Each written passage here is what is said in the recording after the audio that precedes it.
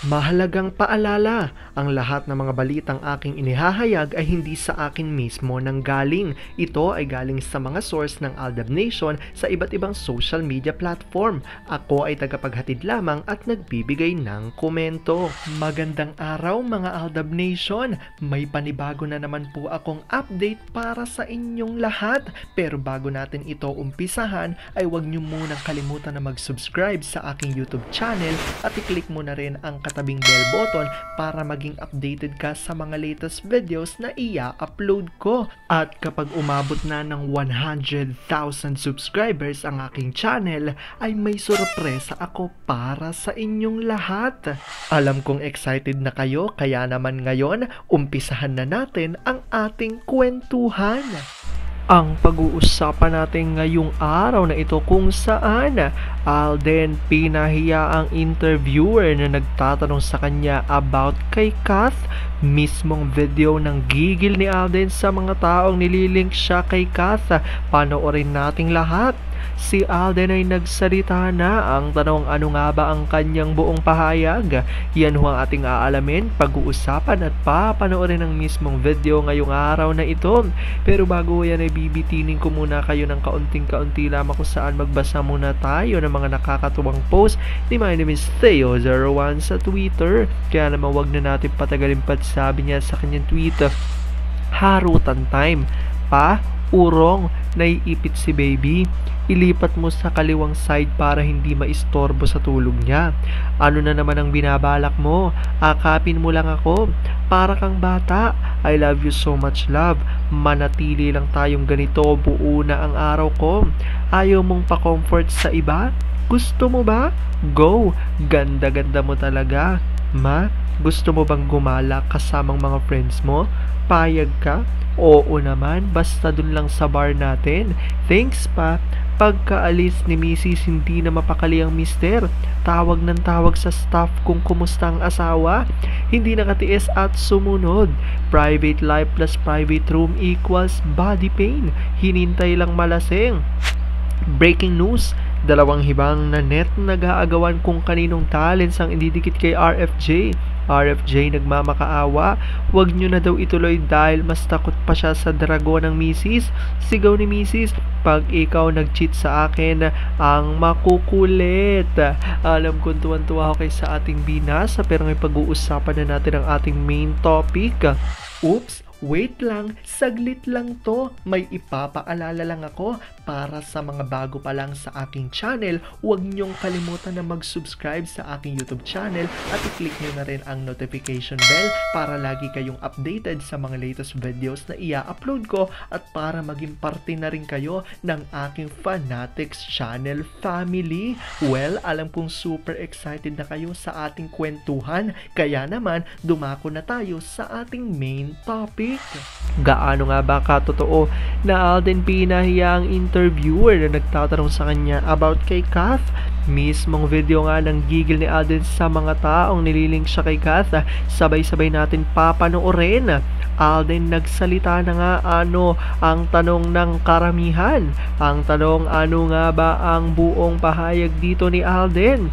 Alam kong super excited na kayong malaman yan, kaya naman wag na natin patagalin pa. Unang-una na nga dyan, galing sa tweet ni Vampire 2019 at sabi niya dito, halos lahat ng nakapaligid kina Alden at Meng ay mga naglalakihang ahas o buitre, mga manggagamit. They are everywhere sa sulok ng industriya, kinabibilangan nila. Pero lahat ng ito ay may katapusan.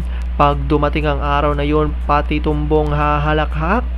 Akala ko ba'y sobrang yaman ni Casey? Bakit dinig ko nangihiram ng mula? Pag ganyan ay baka hiwalayan siya ni Mrs. Froggy niya. Hindi na siya siguro hiwalayan. Dalawa na kasi ang Junakis. Sige, kasinungalingan pa more at baka isa-isahin kayo ni Carmelita. Minsan, nakakatakot kung si Karma na ang gumalaw. Sa ngayon, ang masigasing dito sa Z ay ang tatlong Laosian at ang family ni Ganda. Isa lang naman ang solusyon ng lahat. Hintuan na nila ang pagpapakalat ng kasinungalingan, period. Sana matablan naman ng hiya at makonsensya itong mga siblings ni Ganda. sa walang humpay pagsali nila sa Z at ang pag-post nila ng kasinungalingan, may nerve pa silang humingi ng tulong sa kapatid. Mga nakakasuka talaga sila. Kahit bariya lang ang bayad ng ZGOC, go pa rin sila. Sabi naman ni Twin Flame Australia, nasa pugad kasi ng mga naglalaki ang ahas at buitre ang Aldab at need nilang makibagay dyan. Ang mahalaga, papel ng fandom ng TBADM na naipaglalaban sila. Hamunin ang support nila, wrap at hug them with safety. Prayer is the best antidote sa lahat. Sabi naman ni Gabriela Sayagaya, puro mga anaconda na naglilingkis sa mag-asawang RJ at Neng. Ang mga ulol ang mga ahas na buhaya pa. Ito ang marami sa showbiz mga sarswelista.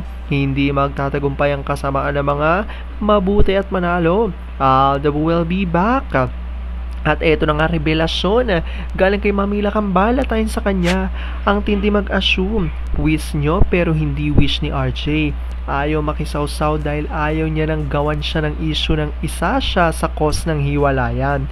Entiendes? Malinaw pa sa araw, issue was nipped at the bud. At kalakip nga rito ang video ng interview ni Alden, ngunit bago natin ito panoorin, ito muna ang ilan pa sa reaksyon ng mga netizens. Sabi ni CJ Almodiel, anong akala nyo kay Alden? Tagasalo lang ng leftover? Hindi na kayo nahiya? Nasaan ang utak nyo? Mga kagwang, konting disente naman. Gawa-gawa kayo ng issue, no fact muna. Aldab is Aldab forever. Wala lang iwanan. Sabi naman ni Soulmates, kapal mooks na mga interviewers, para namang ginagawa nyo ako ng issue para mapapunta sa akin ang blame. Right in their faces, hindi tinamaan sa sinabi ni Alden. Nagtanong pa, kairita, money, money, money. Sabi naman ni Terry Rav, ha ha ha, tigilan na kasi ang mga fake news at pag-assume dahil nga hindi aaminin ni RJ ang lies.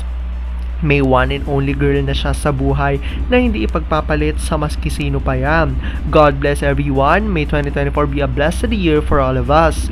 Sabi naman ni Fan Spencer, one of the very rare current interviews ni A na nagustuhan ko, sagot niya, feel mo yung gigil, inis niya sa tanong pero naitawid ng maayos. Si ang pagka-genuine ng sagot, magandang pakinggan. Sabi naman ni Jane Lowe, straight from his own mouth, hindi quoted, hindi di umano, kaya tantanan na ng mga Kathdens ang illusion nila. Wala pa si M sa showbiz. Ang interview si AC ng mga showbiz crushes niya, kahit minsan hindi name that starts with K was never mentioned. Kahit katiting na attraction, wala. Sabi naman ni Army, alam naman po natin itong mga bayarang reporter ipipilit kahit panay na nga. Tanggi ni Tisoy kasi gusto nilang palabasin na may ganap kay Sakling, kasi gusto nilang paingayan ang name ng pagdawit kay Alden sa issue nila ni Doc. Pakiusap, wala kayong mauuto. Sabi naman ni Girly Season, yung mga Kath and Daniel fans dati galit kay Alden nung HLG kung makapag-bash wagas.